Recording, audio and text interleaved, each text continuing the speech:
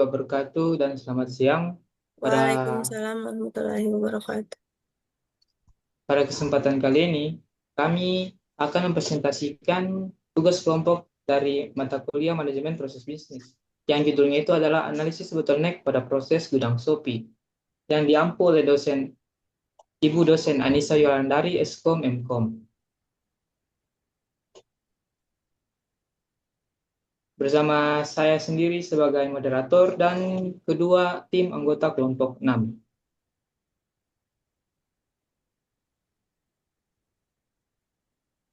Lalu kita masuk ke identifikasi proses bisnis.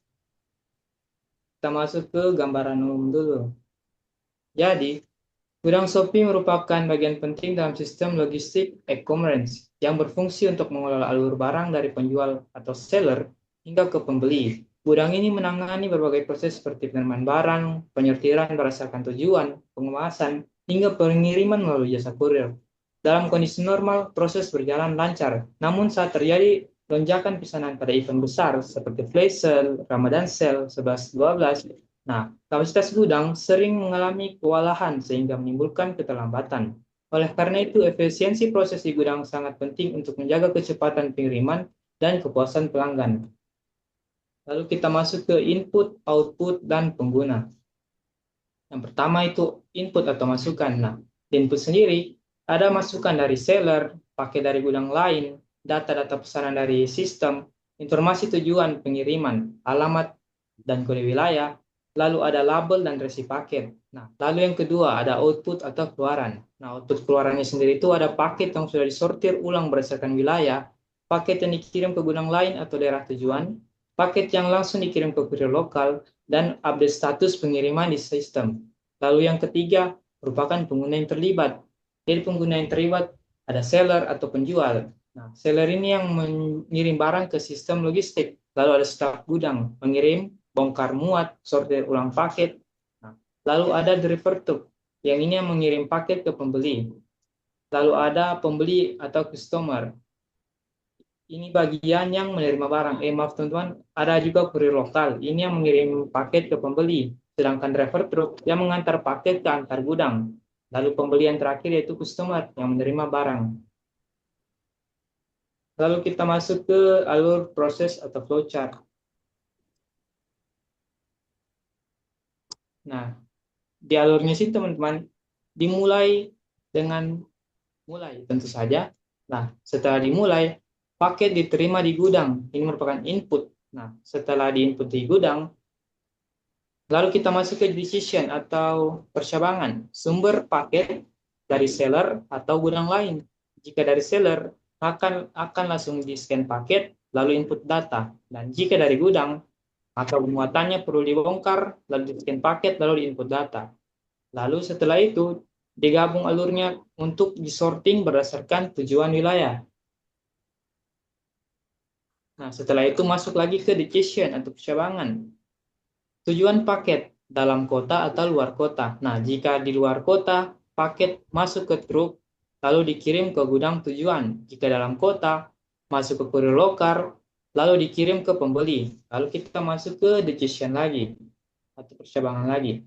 Di sini, paketnya diterima atau tidak. Jika iya, barang diterima oleh pembeli itu merupakan suatu output. Jika tidak, paket kembali ke gudang, lalu masuk ke percabangan lagi.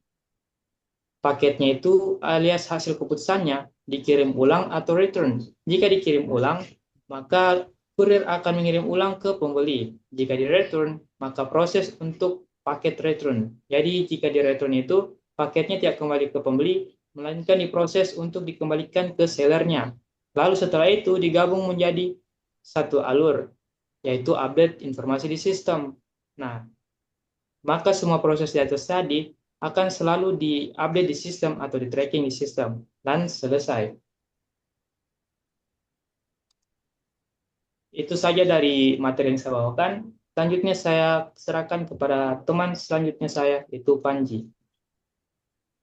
Ya, jadi saya akan melanjutkan materi yang telah Bimo paparkan. Jadi di sini saya akan menjelaskan tentang proses terjadinya bottleneck atau hambatan. Nah, Di sini bottleneck yang pertama dia terjadi karena proses bongkar muat tahap awal saat barang di gudang lain tiba. Aktivitas fisik ini memakan waktu dan tenaga yang besar. Lalu yang kedua yaitu sortir berdasarkan wilayah. Ini adalah pusat hambatan utama karena semua paket baik dari seller maupun gudang lain harus melewati satu jalur sortir yang sama. Volume yang masuk seringkali melebihi kecepatan kapasitas sortir. Nah, setelah melihat tadi, jadi kita di sini dapat mengetahui penyebab terjadinya bottleneck. Yang pertama yaitu kapasitasnya yang tidak seimbang. Jadi kecepatan input atau barang yang masuk jauh lebih tinggi daripada kemampuan staff atau mesin untuk menyortir atau memproses. Lalu yang kedua ada ketergantungan proses manual atau penggunaan tenaga manusia pada tahap bongkar muat dan sorting jauh lebih lambat dibandingkan sistem digital atau mekanis. Lalu yang ketiga ada lonjakan volume atau peak season. Arus barang yang tiba-tiba meningkat, misalnya promo seperti yang telah dijelaskan Bimo tadi, Ramadan Sale 11.11, 12.12. Ini membuat sistem yang biasanya normal menjadi kewalahan. Lalu yang terakhir ada kesalahan input data. Jika proses scan atau input data di awal tidak akurat, proses sorting akan terhenti untuk verifikasi manual. Lalu yang terakhir, kita, lalu yang terakhir di sini ada dampak terhadap alur kerja.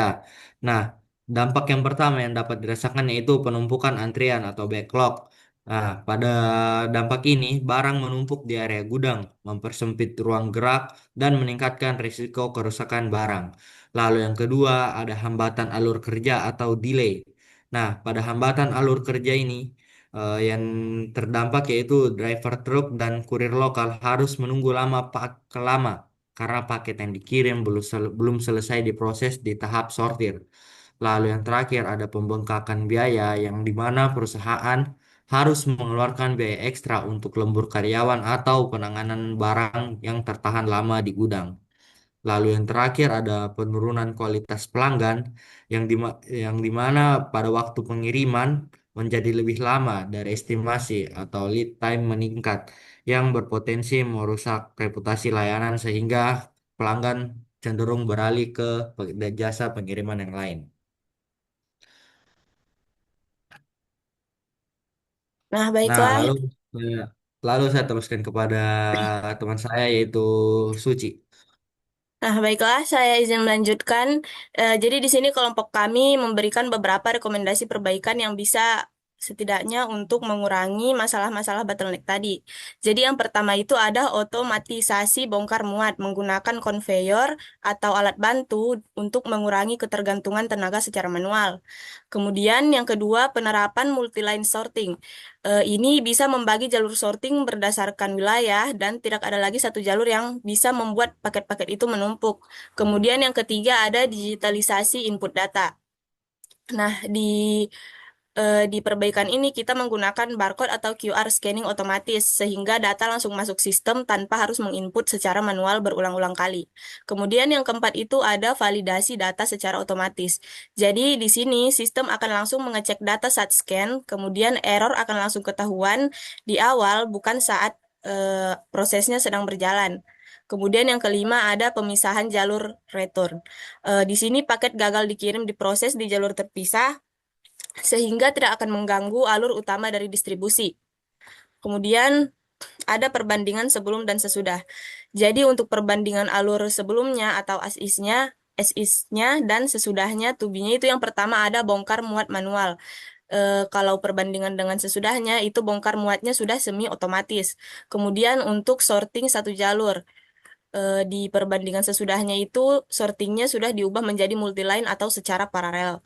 Kemudian yang ketiga, input data secara manual saat sudah digunakan rekomendasi perbaikan, datanya akan terinput otomatis menggunakan scan tadi. Kemudian akan divalidasi secara real time dan alurnya lebih cepat dan terstruktur. Kemudian di sini kami juga membuatkan alur proses flowchart yang tubinya. Nah, di sini kita Tentu saja kita mulai, kemudian kita mulai dari saat paket diinput untuk masuk di gudang. Kemudian kita akan menggunakan scan tadi untuk scan otomatis barcode atau QR-nya. Kemudian datanya akan divalidasi secara otomatis di sistem. Nah, di sini kita akan diberikan decision apakah data tersebut valid atau tidak. Jadi kalau datanya tidak valid, dia akan diperbaiki dulu datanya secara manual, kemudian divalidasi kembali. Tapi jika datanya sudah valid, akan langsung dibongkar muat dengan conveyor atau alat bantu tadi, kemudian pembagian jalurnya secara otomatis untuk segera disorting secara multiline. Nah, dari tujuan paket ini akan diberikan decision ulang. Kalau dia paketnya dalam kota, dia akan didistribusi ke kurir lokal, kemudian dikirim ke pembeli. Paket langsung diterima. Tapi jika tujuan paketnya berada di luar kota, dia harus masuk dulu ke sistem pengiriman antar kota atau menggunakan apa ya, kendaraan-kendaraan besar seperti truk. Kemudian dikirim lagi ke gudang tujuan untuk di-scan kembali paketnya, kemudian akan disorting ulang dan didistribusikan ke kurir lokal sampai bisa diterima oleh pembeli. Nah, di sini di paket diterima juga akan ada decision lagi apakah paketnya diterima ya atau tidak. Jika paketnya diterima akan langsung update status secara real time. Kemudian seluruh alurnya selesai. Tapi jika tidak, dia harus masuk jalur return khusus untuk kemudian dikirim ulang dan diupdate sistem bahwa paketnya sudah selesai tapi diretur. Nah, kemudian di sini ada perkiraan peningkatan efisiensi. Nah, di sini kami memberikan beberapa efisiensi. Yang pertama itu ada waktu bongkar muat, waktu sorting, error input data, dan total waktu proses. Jadi untuk efisiensi di bagian waktu bongkar muat ini, karena sistemnya tadi sudah menggunakan alat bantu seperti conveyor, proses pemindahan barang tidak lagi sepenuhnya manual oleh tenaga manusia. Jadi kita bisa mengefisiensikan tenaga-tenaga manusia yang ada. Kemudian untuk waktu sorting sendiri, kan sebelumnya sorting hanya menggunakan satu jalur saja sehingga terjadi penumpukan paket. Namun pada sistem yang baru akan digunakan multi-line sorting di mana beberapa jalur sekaligus sehingga mengefisiensikan waktu yang ada.